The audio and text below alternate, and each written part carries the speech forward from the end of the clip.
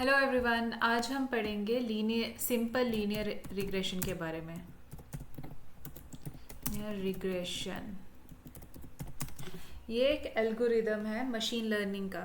ठीक है, सबसे पहले मशीन लर्निंग में टाइप्स आ जाते हैं। एमएल के अंदर 3 टाइप आते हैं उसके, 1, 2 और 3। सबसे पहला टाइप है इसमें सुपरवाइज लर्निंग, दूसरा टाइप आ जाता है इसमें अनसुपरवाइज लर्निंग, तीसरा आ जाता है रेनफोर्समेंट लर्निंग। ठीक है, अब सुपरवाइज लर्निंग के अंदर भी टाइप्स आ जाते हैं, 2 टाइप्स आ जाते हैं। पहला टाइप है रिग्रेशन, दूसरा होता है क्लासिफिकेशन। अब रिग्रेशन के अंदर भी टाइप आता है जिसको हम बोलते हैं लीनियर रिग्रेशन।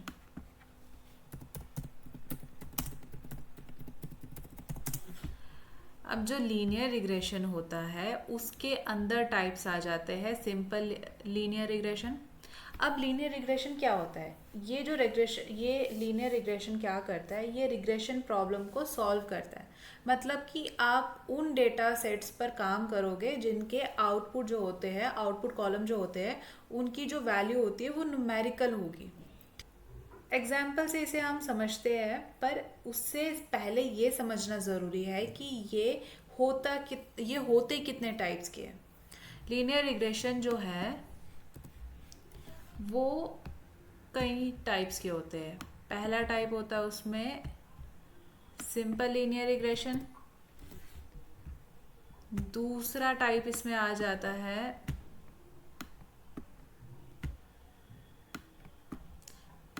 असल में ये 4 टाइप्स के होते हैं। दूसरा टाइप इसमें आ जाता है मल्टीपल लीनियर रिग्रेशन। ठीक है, तीसरा आ जाता है पॉलिनोमियल लीनियर रिग्रेशन, चौथा आ जाता है इसमें रेगुलराइजेशन। ठीक है,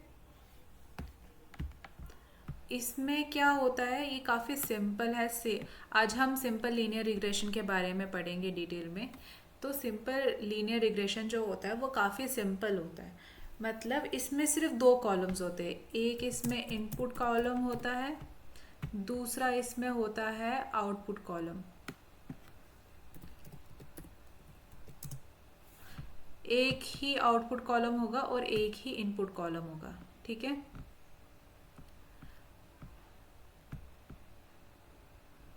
लेट सपोज एग्जाम्पल से मैं आपको समझाती हूँ। जैसे मेरे पास डेटा है 600 नहीं, मेरे पास डेटा है घर का एरिया जो है स्क्वायर फीट में, और मेरे पास है प्राइस। ठीक है, जो कि आउटपुट आएगा, प्रेडिक्शन करनी है उसकी।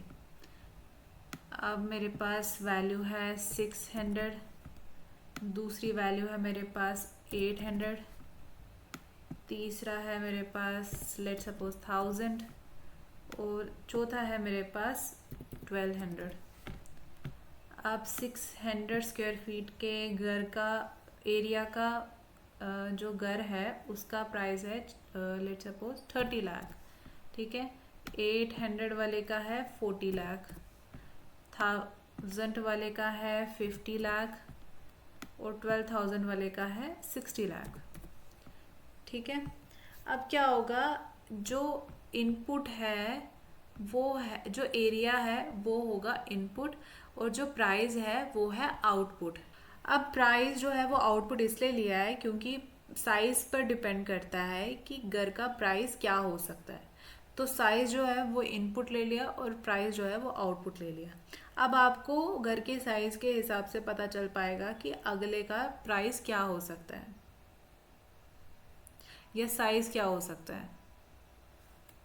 ये हुआ सिंपल लीनियर रिग्रेशन। अब मल्टीपल लीनियर रिग्रेशन में क्या होता है कि लेट सपोज उसमें क्या होता है कि काफ़ी सारे कॉलम्स होते हैं, मल्टीपल कॉलम्स होते हैं। ये एक और कॉलम लगा लिया, ये एक और कॉलम लगा लिया, यहाँ पे एक और कॉलम लगा लिया,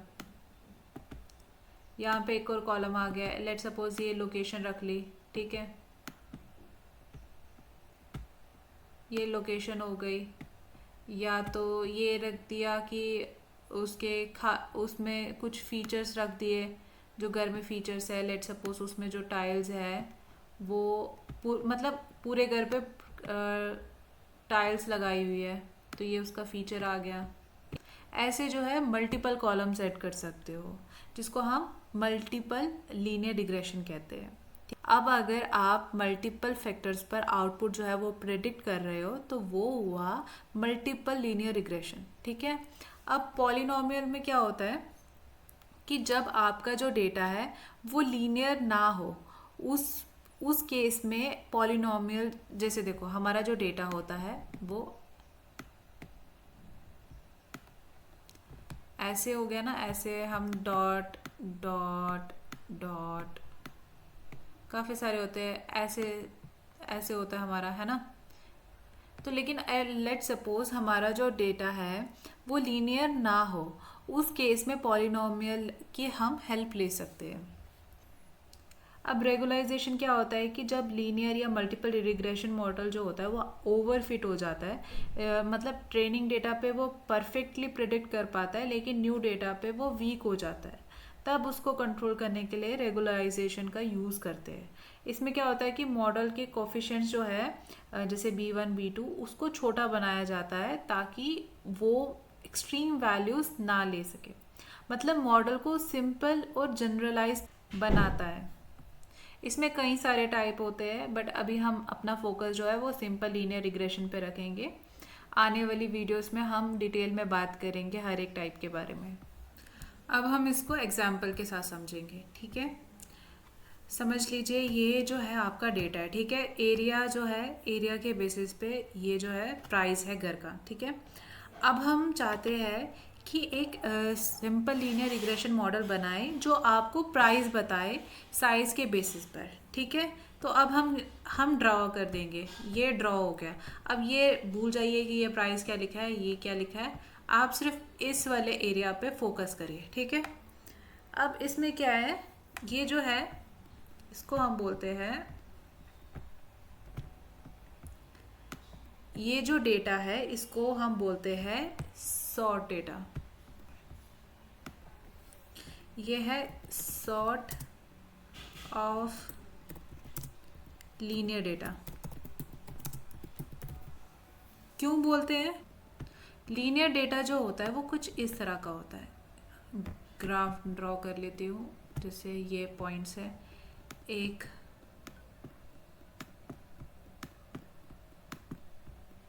ये सीधा सीधा जा रहा है ना,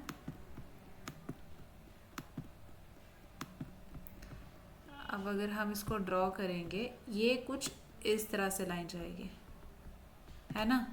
तो ये हो जाता है लीनियर डेटा। इसको बोलते हैं कंप्लीटली लीनियर डेटा, जो कि नहीं मिल पाता है क्योंकि डेटा जो होता है वो मतलब 99% जो होता है वो सॉर्ट ऑफ लीनियर डेटा होता है, बट कंप्लीटली लीनियर डेटा नहीं होता है क्योंकि हमारे पास जो होता है वो रियल वर्ल्ड फैक्टर्स होते हैं।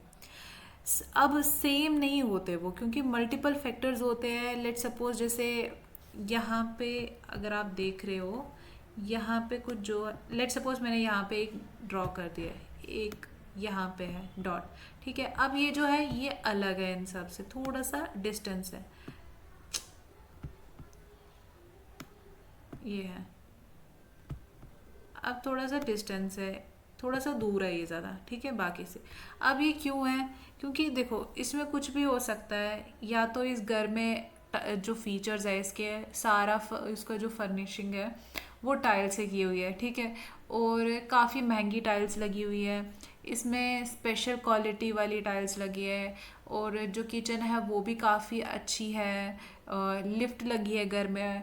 तो कुछ बहुत सारे फीचर्स हो सकते हैं, बट बाकी के जो डेटा में है बाकी घरों में नहीं है, वो सिंपल नॉर्मल घरों की तरह है। ठीक है, ये जो है इसमें फीचर्स काफ़ी अच्छे हैं, तो ये थोड़ा अलग है। अब लेट सपोज यहाँ पे एक है। ठीक है, अब नहीं, यहाँ पे नहीं, अब लेट सपोज यहाँ पे एक है, अब ये नीचे की तरफ आ रहा है। हो सकता है ये जो घर है वो लकड़ी का है। ठीक है, या तो जो उसमें मटेरियल लगा है वो चीप क्वालिटी मटेरियल लगा हुआ है, जिसकी वजह से ये जो घर है इसके टूटने के चांसेस काफ़ी ज़्यादा है ना। तो सिंपल नहीं हो सकता है, एकदम कंप्लीटली लीनियर डेटा नहीं हो सकता है। जब भी होगा वो सॉर्ट ऑफ डेटा होगा, लीनियर डेटा होगा। अब इसकी फॉर्मूला जो है वो कुछ इस तरह से बनती है, price equals to M X area plus B. अब यहाँ पे m जो है, m होता है स्लोप है। अब इसकी जो है कुछ इस तरह से फॉर्मूला हो जाती है। लाइन जो ड्रॉ होती है उसे बेस्ट फिट लाइन बोलते हैं, क्योंकि ये लाइन जो होती है वो मिनिमम गलतियां करता है, ठीक है। जैसे अब इसकी जो फॉर्मूला है वो कुछ इस तरह से है, ठीक है। सिंपली m का मतलब क्या होता है, m का मतलब होता है वेटेज। इसका मतलब यह है कि आपका जो प्राइस है वो साइज पर कितना डिपेंड करता है। अगर m का वैल्यू जो होता है वो बहुत कम होगा, मतलब कम होगा, तो इसका मतलब साइज पर घर का जो प्राइस है वो कम डिपेंड करेगा। और अगर हाई होगा तो साइज पर प्राइस जो है वो ज़्यादा डिपेंड करेगा, ठीक है। सिंपली इसका ये मतलब है कि इसका जो स्लोप है, अगर स्लोप बहुत कम है तो इसका मतलब ये है कि जो इसका यूनिट है वो उसके थोड़े से चेंज से यहाँ पे इसका जो यूनिट है, इसका जो यूनिट चेंज है वो बहुत कम होगा। लेकिन अगर स्लोप बहुत ज़्यादा है, ठीक है, ये लाइन, ठीक है, अगर ज़्यादा है तो क्या होगा कि तो यहाँ पर थोड़े यूनिट चेंज के लिए यहाँ पर बहुत ज़्यादा यूनिट चेंज होगा, ठीक है। सिंपली ये है मतलब इसका। अब बी का क्या मतलब है, तो अगर मेरी ये जो वैल्यू है वो ज़ीरो हो जाती है तो भी मेरे पास कुछ ना कुछ रहेगा। मतलब कल को अगर आपकी इनपुट वैल्यू जो है वो गई तो भी कुछ ना कुछ आपके पास रहेगा। इसको एग्जाम्पल से समझते हैं। लेट्स सपोज सोचो एक बस है, ठीक है, ये बस है। अब ये है, इसमें कुछ मतलब फैक्टर्स है, जैसे डिस्टेंस हो गया, डिस्टेंस रख लो आपका इनपुट है, ये x है, ठीक है, कि कितना किलोमीटर चले, ठीक है। फेयर हो गया, फेयर को रख लो y, ठीक है, y अब यानी कि कितना पैसा देना है आपको। फिर m रख लो ये टेढ़ा m है, इधर रख लो, m रख लिया, m है 10, मतलब 1 किलोमीटर चलने पर 10 रुपये बढ़ जाएंगे, ठीक है। अगर आप 2 किलोमीटर चल रहे हो तो 20 रुपये हो जाएंगे। और जो b है वो है हमारे पास वैल्यू 5, मतलब अगर डिस्टेंस 0 भी है तो भी आपको बस में चढ़ने के लिए 5 रुपये देने ही देने हैं।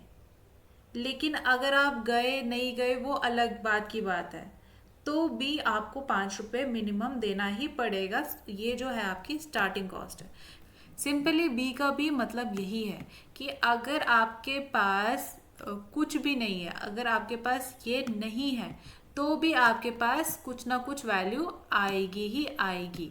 मतलब आपको बी यानी कि आपको बी देना ही देना पड़ेगा, चार्जेस देने ही देने पड़ेंगे। ये था बेसिकली m जो है ये समझ लो, ये है लीनियर रिग्रेशन, ये लाइन हमारी बेस्ट फिट लाइन बन रही है, ठीक है। तो ये जो यहाँ का ये जो है वो है थीटा, यानी कि स्लोप। m जो है आपका वो है स्लोप, ठीक है। और जो b है वो है आपका y इंटरसेप्ट, ठीक है। और y जो हो गया वो है इसके बीच का डिस्टेंस, ये है y, ठीक है। लीनियर रिग्रेशन का एग्जाम्पल, और आई होप आपको समझ आया होगा कि सिंपल लीनियर रिग्रेशन क्या होता है, लीनियर रिग्रेशन क्या है। नेक्स्ट वीडियो में हम इसको और डिटेल में प्रैक्टिकली करके देखेंगे ताकि आपको और अच्छे से समझ आ सके। अगर आपको वीडियो पसंद आई तो वीडियो को ज़रूर लाइक करिएगा, चैनल को सब्सक्राइब करिएगा और कमेंट करके अपना फीडबैक ज़रूर शेयर करिएगा।